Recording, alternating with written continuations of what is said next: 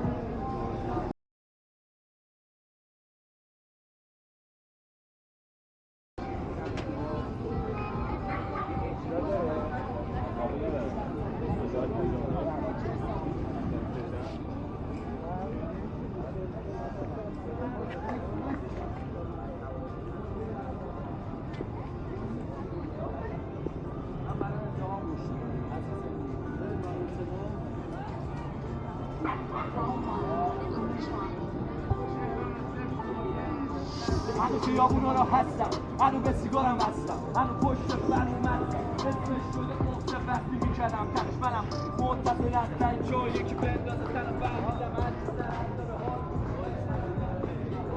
کام شده دلسی در این مونه خالی ترجیح بود تنان زخمای تنم بدای سر کی حرف دلمو میده جواب توی سکوت توی خلا فکر میکنم زندگی داره میشه تلف جنگ تو فکرم میاره رو کاغذ قلم وقت دنیا رو دوشم یا کی آمده چیه قشنگ سوره فشنگ به هدف زدن نگه کی آمده مرواری سری هنو هیچی فرق نکرده دستام سرده ساختن ازم مرد سخته کل زندگیش تلخه خالی میکردم تو خودم کلی خشم وقتی دوره وریام میگرفتم جلوم جشن درست سختی و ازم ساختی من ولی نمیدونی روزا چجوری میرفت شب برای خیلی و اونی که میخواستن نبودم اینو ادامه داشت توی مستی هر روزم ساخته میشد توی سنگزم درونم من همونم هنوزم نمیدونم قدم های بعدی برای پله بعدی فقط دوزم بالا دیگه بدن رو تعدیل موندنم عشق به رفت میکنه تعدیل کلی دست لازمه یارو بشم تشویق آرزو مثل پرنده تو قلم آزادیش محتاج کمک دسته اون مظلومه که سفته خودش شهرش دیگه هیچ فاز خوشنیش نیست و مدسه یه دسته همه هیچی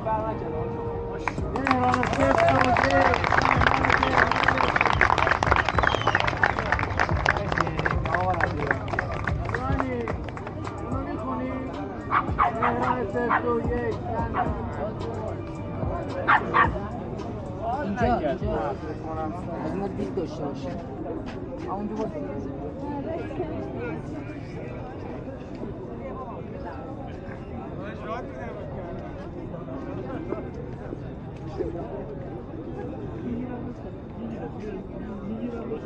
شاید توش بازی میکنم اون آقا مزاحم نشد اون آقا ببر